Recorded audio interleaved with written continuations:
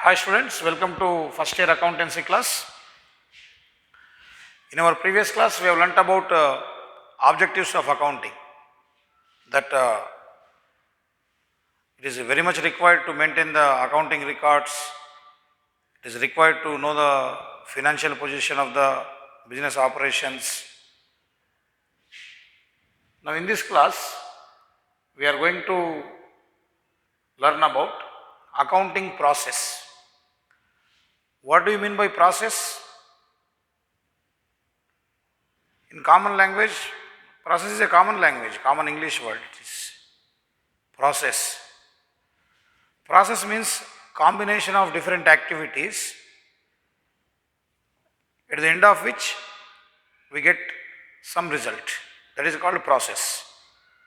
When something cannot be done in single step, where you require to perform combination of activities to obtain certain result, it is called as process. In industry also we have discussed it. Processing industry will be there. That means the final product is not done with single step. For example, you take textile industry, cloth. How it is made? First of all, cotton. Cotton will go for ginning first. Means we remove those seeds and all. We make the bales. Then in the next process, that cotton bales are converted into thread. Okay. Then the thread will become cloth. So like that, it involves 2 to 3 processes. Similarly, manufacturing of sugar, manufacturing of alcohol, you might have learnt in your school level, in your chemistry.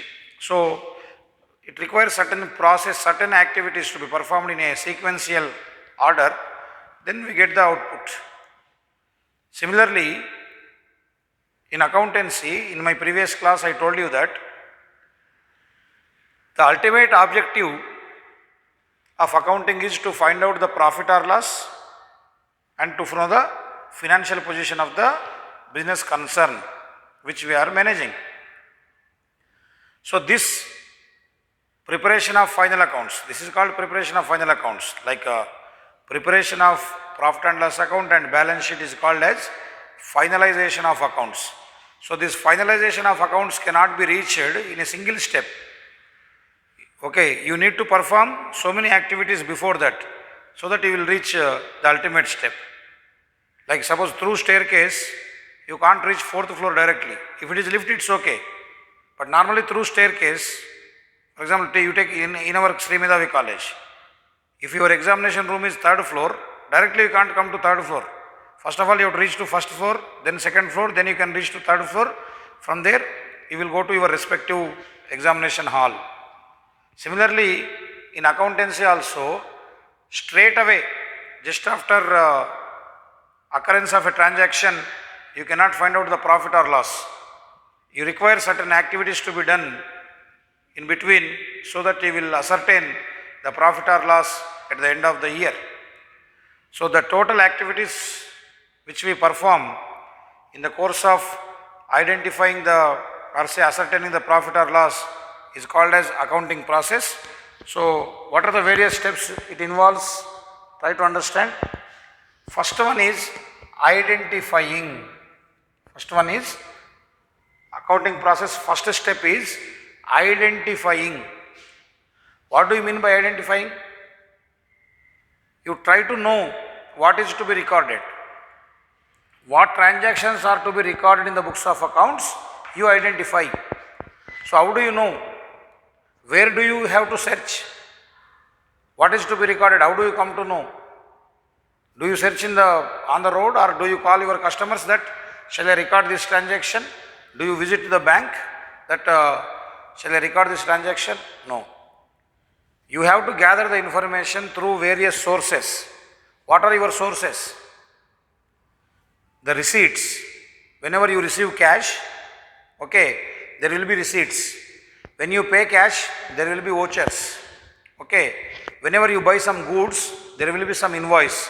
When you sell goods, then also there will be some invoice. Okay. If you deposit money into bank, you will have a counter file. Okay, a slip.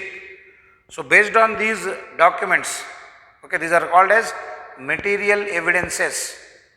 Okay. So unless until you have got a documentary proof, you cannot record a transaction. So every accountant, in order to record the business transactions, first of all, he has to identify what are the business transactions to be recorded. For example, now the exams are going on in Sri Medhavi Junior College, Girls Campus, Santosh Nagar. So students are coming to write the exams. So parents are accompanying them. Some of the parents are clearing the college fees. They are purchasing material. So whenever the parents are purchasing material or paying the college fees, what the college staff are doing? They are giving you the receipt. The college has got a receipt book in which they are writing the student name, their admission number, parent name, course, year. So as soon as you pay the cash, they are giving you the receipt.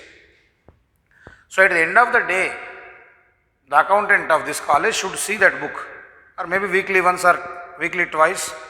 They should go through those receipts book, and whenever the students are paying, as there will be evidence, based on the evidence available in the receipts book, they have to enter the transaction in cash book. They have to record that the college has received so and so fees. Suppose if the college is paying salaries to lecturers, so once the salary is paid, they will write down a voucher. There will be a slip. As soon as the payment is made, the college will collect a evidence from the concerned lecturer that the salary is paid. They will take the signature from the concerned lecturer that for the month of December salary is paid. So those documents will be there.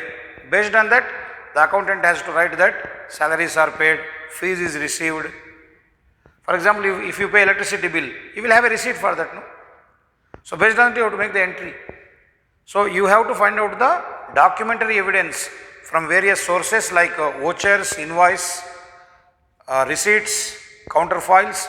Then you record the business transactions into the books of accounts. That is your first step. Second one is recording. Yeah, after identifying, second one is record into the books according to their nature. If it is purchases, then you write in purchase book. If it is sales, you write in sales book. If it is a cash transaction, you record in cash book. Like that, we have got different books. Okay, in the next chapters, we will be learning all those things. Already you might have learnt about various subsidiary books. So there, we will be recording. Means once you identify the information, what is to be recorded, now the second step is you record. Okay, recording step involves recording the business transaction in the books of accounts. The third step is classifying. What is classifying, ma? Separation of transactions, separation of entries according to the common characteristics. Okay, like all credit purchase one side, cash purchase one side, cash sales one side, credit sales one side, cash receipts, cash payments, income, expenditure, like that you classify. Separation. Classification is nothing but separation of the lot into various groups according to certain common characteristics. For example, the students are coming to the campus to write the exams. Say 200 students are coming. Say, so are we making all the 200 students sit in the same room? No. Outside our campus you can see the board. They have mentioned room number 302, say BPC, CEC, MEC, first year, second year. So here what we are doing? We are separating the students into various groups based on their year of study, based on the subjects they are studying. First year or second year, MPC, BPC, MEC, CEC, like that we are separating for our convenience.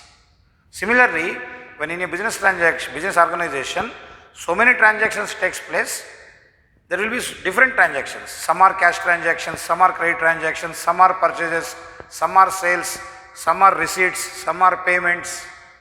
So you have to classify, because this classification gives you the clarity. Okay. Then comes summarizing, means club, like total cash receipts, total cash payments, total purchases, total sales, like you find out the balances. Similar nature transactions clubbed one and you prepare the account. For example, you have got a customer, Mr. Ramesh. So with Ramesh, you might have dealt so many times, like purchased goods from him, you paid cash, you have returned goods. So at the end of the day, suppose 10-15 transactions took place between the business firm and the Ramesh. So you need to find out what is the total balance payable to Ramesh or amount receivable from your customer. So for that purpose you have to prepare various accounts of individuals. That's the reason you are preparing various ledgers. That also already you might have learnt. So by preparing ledgers, we summarize the transactions which are already recorded at the second phase. Then this summarization enables you to prepare trial balance. We prepare trial balance. Then we have to go for reporting. What do we do in reporting? We transfer the information from the trial balance to profit and loss account and balance sheet. The information available in the trial balance, all the ledger balances available in trial balance are transferred to profit and loss account and balance sheet. That is called as fifth stage reporting. Then what we do? We go for analyzing. What do you mean by analysis or analyzation? Analyzing is the in-depth study. In-depth study of a particular issue is called as analyzing. Like say you are given the result and you will analyze about your performance. What went wrong, in which subject you scored less marks, what is the reason for that. This is called analysis. Okay, you will compare your question paper and the answer script, number of marks you have scored, mistakes, like that. So why do you analyze? To overcome the problems and to improve yourselves for the next time. Similarly in accountancy, just by recording your job doesn't end. Your duty is to find out the profit or loss. You have to find out the financial position of the firm. So identify what are the liabilities, what are your assets, what is your income, what is your expenditure. Is income is more than the expenditure or expenditure is more than income? Okay, whether it is capital nature, revenue nature, like that, so many issues will be there. You analyze the business transactions, what are recorded into the books of accounts. Then after analyzing, you will come to some idea. Okay, you will gain some information. You will come to a conclusion. You will be able to prepare a report so that you have to interpret to the accounting users. Who are the accounting users? The other day I told you, the owners, bankers, okay, in detail we learn in the next class. So owners, bankers, government, employees are all the accounting users. So for them, you have to provide the meaningful information, which the information what you provide should be helpful for them to take better decisions. So the seventh stage is interpreting, means communicating in a meaningful manner, in a simple language to the accounting users. That is also to be done by the accountant. So these are the 7 stages involved as part of accounting process.